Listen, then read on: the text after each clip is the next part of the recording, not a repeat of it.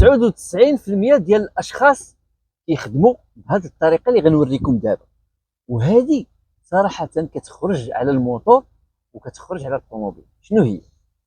كلشي لومبرياج ديالكم خاصنا نزطموا عليه نورمالمون حتى نلقاه ياك، وكنخدموا في الامتحان كنخدموا بلومبرياج والفران، ولكن الاكثريه ديال الاشخاص ما كيصطمش على لومبرياج حتى لقاه، تيصطم عليه غير شويه وكيكون كيخدم بالفران.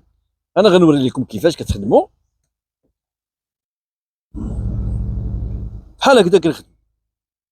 الا مشيتي تطلقتي كتهرب بك الطوموبيل، يعني شي الا مشيتي طلقتي الفران ولا طلقتي زلقت لك رجلك على الفران كتهرب بك الطوموبيله. لاحظوا معايا انك كتدخل في وسط الامتحان وكتدخل الطوموبيله مزيان امبيكابل، ما عندك حتى مشكل، كتعوض الروايد ديالك، ولكن كتكون رجليك مهزوزه على لومبرياج بحال هكذايا. الشيء اللي تيخليك شنو كدير؟ كتفلت لك رجلك على لومبرياج وكتضرب العود. وفي هذه الحاله هذه الاخوان كتسقط في الامتحان بسهوله.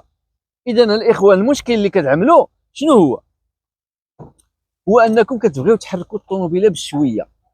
ملي كتبغيو تحركوا الطوموبيله بشويه كتحركوها بالفران ماشي بلومبرياج، مع العلم انا كنقول لكم بان لومبرياج هو اللي كيوصل حركه المحرك بالعجلات.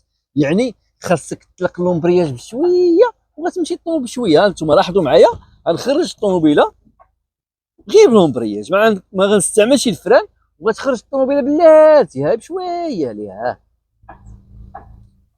هاي بشويه كتمشي الطوموبيل. يعني كل ما طلقتي لومبرياج بشويه كل ما مشات الطوموبيل بشويه، ماشي دير ليا بحال هكذايا.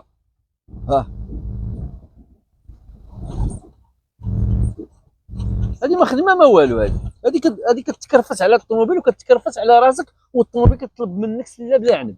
الاخوان الله يجازيكم بالخير، تعاملوا غير مع لومبرياج غير بلاتي، وطلق لومبرياج بشويه وما غيوقع حتى مشكل ان شاء الله باذن الله. الله يوفق الجميع، شكرا جزيلا للمتابعه.